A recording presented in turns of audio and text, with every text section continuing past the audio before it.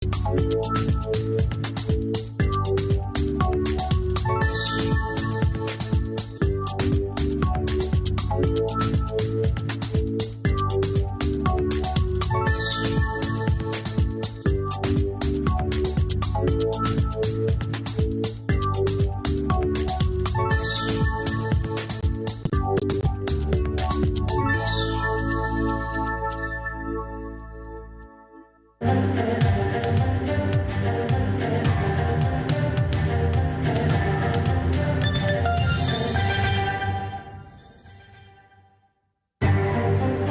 piny Kenya William Ruto omugi jotugo mag Harambee Stars bang' loch margi kendo singo medo gi pesa kapo ni giloyo Zambia.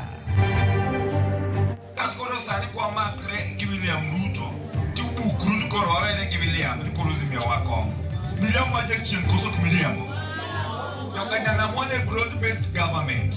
Hukum jotelo mag ODM onyiero paro ma Jubilee olieko masiro Raila Amolo Odinga kolaro kom jatend piny. Tunaombea kwamba rais atapata watu ambao watakuwa na moyo,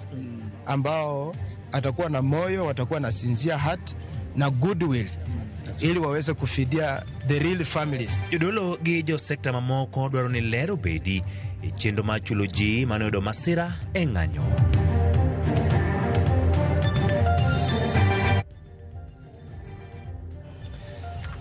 Machiegni nyakoromo gi sa 10 mar odhiambo chenden mar kagi kacha nyinga Ochieng' Emmanuel wachako gi sigana mar lipot ma bro moro johera mag jotugo johera mag tuke mopogore opogore pacho ka ni jatend piny Kenya William Ruto singo biro miyo jatugo ka jatugo mar Harambee Stars shillings milion 2.5 poni gibiro loyo tugo e kindgi kod Zambia chieng' Jumapil. Bende poni gibiro gidonje quarter finals jotugo biro yudo udi mag piny owacho bedroom 2 kamoro amora ma gidwaro kod shillings milion 1.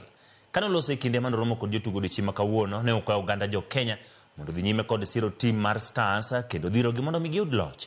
Jatend piny osemiyo gi milion 1 tok loch manyoro machopo kwano omenda magiseyudo chakre nyaka kaka mich e shillings milion 2.5 e tuke adek. William Samoei Ruto, President of the Republic of Kenya. Bwana Yesu asifiwe. Sasa Sunday, nataka sasa tuko na deal mpya. Ya Sunday. Sasa Sunday si tunashinda? Yes. Inshallah kwa mpenzi ya Mungu tunashinda. Si ndio? Yes. Sasa vile tulifanya ile hesabu siku ile. Tulifanya hesabu hapo. Sasa mnajua maja niwakumbushe. Nimeongeza kidogo. Sunday tukishinda hivi kila mtu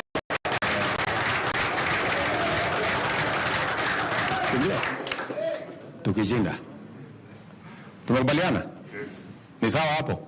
Yes. 2.5 kila mtu mpaka na watu wa bench hawa sitaki kusumbuana na haya. Si tukishinda tumequalify? Yes. Si ndio? Yes. Sasa hapo kwa quarters hapo kwa quarters tukishinda quarters si ndio? Yes.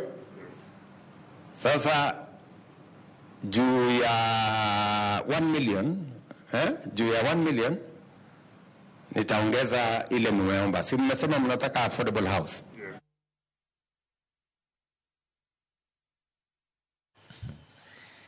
Haya, hapa ni Anbonega Doge papa chak tugo pira kendo pesa yuokore Harambee Stars. So gayo mar DCP party Rigathi Gachagua wuok tung' mosuo kod gayo mar ODM Raila Odinga mokoni tiyo marach kod yara mage mitiyo go e donjo sirikal. Rigathi oloso California kama okoni Odinga okrang dwach jokanyo mamiye sir. Omedo ni kinde osiopo kendo jok mosebedo kamoro Raila Odinga kod William Ruto koro setang ma ok nomigi sir e yiero mabiro. And let me tell you, this cousin movement is the greatest thing to have ever happened in Kenya, because our cousins have been misused by Raila for a long time. Long time. Every election cycle, he has been mobilizing my cousins from the Mlembe Nation, from the Kamba Nation, from the Luya Nation, from the Kisii Nation, from the Mijikenda Nation, from the Taita Nation, and mobilizing all those causes and cheating them that he's taking them to Canaan. And because people have Canaan, my cousins fell for it for many years. The minute he gets there, he doesn't intend to be president. He has no such intention. He's not interested. He likes power, but with no responsibility. He doesn't know how to take responsibility. So he creates problems. He is invited into government and starts eating. Jatend migao mar arita kwe Kipchumba Murkomen Ramani mane jalup jatend piny Rigathi Gachagua nyaka ndik dhoge ka okwach kich kata nade kaluwore kod weche manyo ogolo e dhoge ka en Amerika. Murkomen loso kane e romo mano bagi kod apisas mag arita kwe kod jopiny kama kawuono gini e kaunti ma Narok. Murkomen koni weche Rigathi ewi Kenya tudruok kod kweth njore mag Al-Shabab ok nyis kido ma piny Kenya kata tang'o picha maber. Koni Gachagua elo dhoge kendo tiyo kod thuolo mag loso kod pinje mana komieno godo chilo apisas mag Kenya. 1 minute he is saying that he has information that is relevant to dealing with Al-Shabaab and people who are doing business and collaborating with the enemy. In the other minute, when he's told to put that information in a proper record, he starts running away that he's not going to record that information. That means that's just lies and sound bites for social media and for purpose of inciting the public and disparaging the nation. If he is a man enough and he is a person of integrity, he should put his allegations in writing, you know. Mokom jotelo mag duond bura mar ODM okedo paro mar duond bura mar Jubilee Masiro Gai mar ODM Raila Amolo Odinga ng'olaro komb jatend piny e yiero mabiro.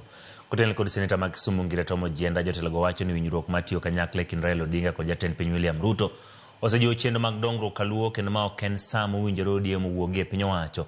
Ne ginyiso yie margi ni pono ni riwruok e kind jatelo ariyo go dhi nyime nyaka higa ma 2027. To jatend piny William Ruto ibiro yier e thuolo mar ariyo. Kinde no jotelo go opoyo piny owacho kuom yie mar chulo jogo mana wito ngimagi kod maniyudo lal mopogore e kinde ng'anyo e pacho ka. Ne giloso e kinde nyasi mar choko omenda mar konyo grube mag mond liete mowuok e kaunti ma Siaya kod Kisumu e gweng' ma Mitiro e sub kaunti ma Bondo. Tigori kodwa. Kaskoro sani kwa makre gi William Ruto tibukru ni koro wawere gi William ni koro dhimia wakong. William wajek chen koso kumiliam. Yokanya na mwane broad-based government. Tekni Raila giru to nyero kaka nyero cha. Tekni ki chamo mandas together. Nasa cheli Ruto mwamoe, Ruto ngama ber saidi.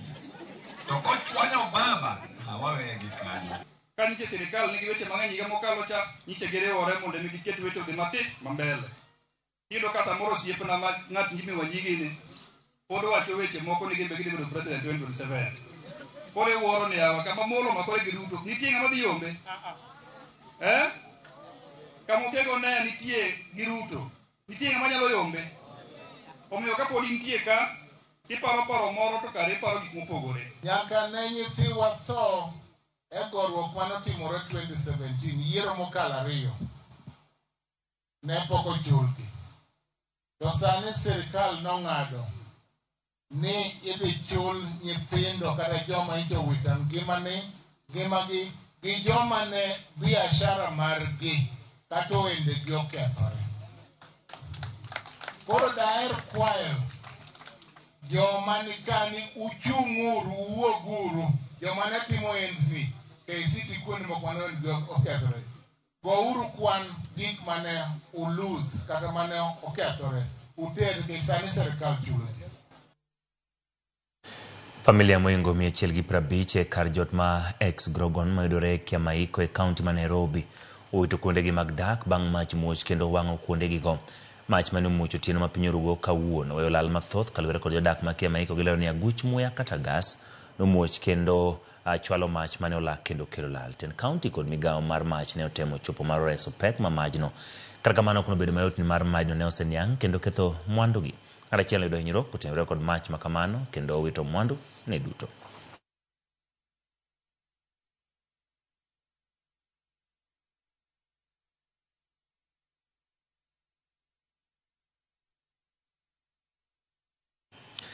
Apisas mag obila sub county Marongo timo nonro ewi ringre jago moro mane oyude lori moro mochung' e genga pae bomano. Kaluwore kod jodak, lori no ne ochung' kanyo kod ji ariyo ma pod ok oyangi kinde mag otieno kendo gisingo duogo kawe okinyi odiochieng' maluwe. Jodak ne obedo kod buok tok ne yawo lorino kendo yudo ringre jago moro ka obo kendo bas kod otamba mathoth.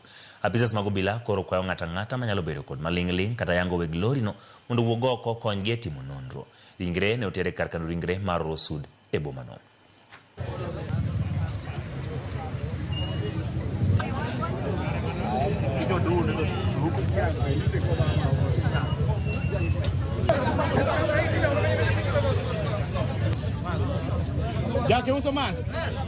Gari ilikuja on Friday jioni, ililala ikasinda, na leo tumegundua kuna mtu ndani ambaye amewawa na ako ndani ya gari. Tunakemea sasa, kama sisi kama watu wa Rongo tunakemea hii kitendo isitendeke tena. Lakini sasa wakanieleza tumekuachia gari, tutarudi kesho asubuhi. Unanikuta vizuri? Tutarudi kesho asubuhi.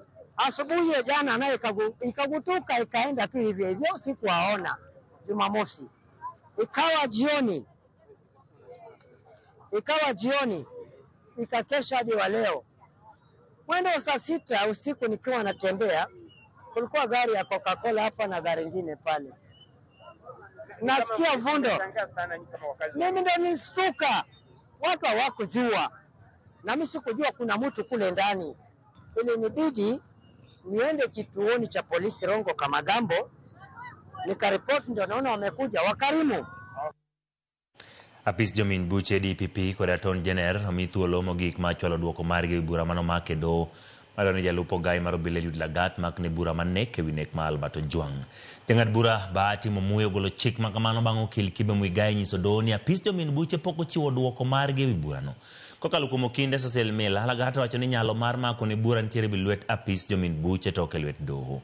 Lagat mokwedo bedo kod tudruok e nek mar Albert Ojwang wacho ni duol magayo tije obila IPOA kaachiel kod Apis Jomin Buche DPP osetimo nonro to onge ranyisi moseyudi matude kod nek mar Albert. Kata kamano, owacho ni nonro ewi nek ma kamano noseyude achije ma gie sani ogeng'negi ewi nek.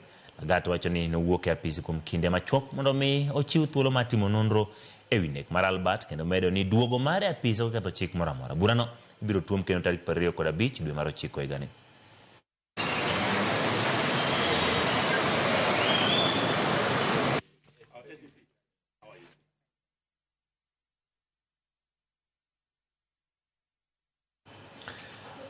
Ywaruok mienjo e kind bad migawo mar obila National Police Service kod apisas mag ogai mar obila bang' penjo wuok otenore gi chenro mag ndiko e apisi obila ma pacho ka.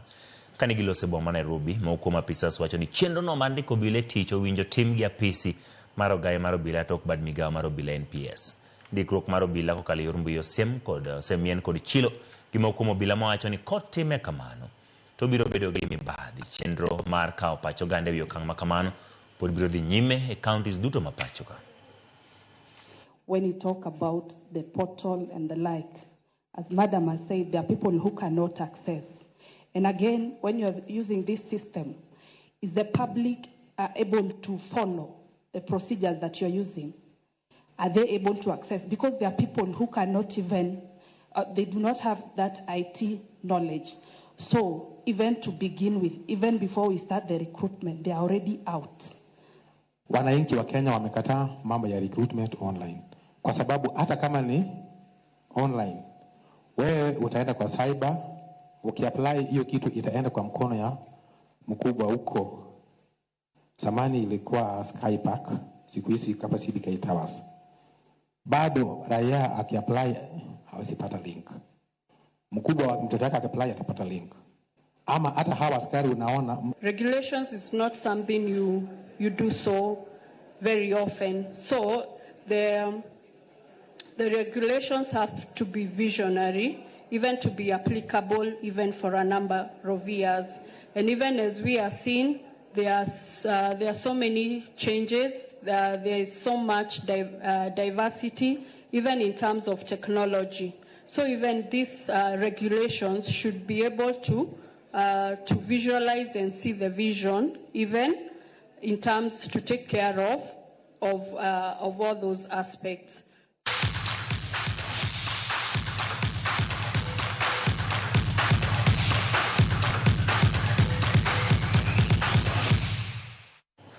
Tuke ma quarter final ma piem Malawi Jaoko Foundation Peace Tournament ma itugo nyatike dhi nyime county ma Migori. Tugo mosetiki Custom United nolo Cherio Radia Ariyo kumachiel. Jatugo Wycliffe Abwore manolo ne Custom United dakika ma 44 kwa dakika ma 90 ka gol achiel ma Cherio Radio logi jatugo ma Nying Jofu. Tugo moko ma quarter final gin kaka Pamba matugo gi Suba, Neko tugo gi Migingo FC kod Nyambanga matugo gi Young Boys. Timbe gol larore ma donjo nus final motelo ne final mbiro go tich adek jumani. Kisha jaribu kuingia pale, anatuliza mwite pia pale kijana Ugenga.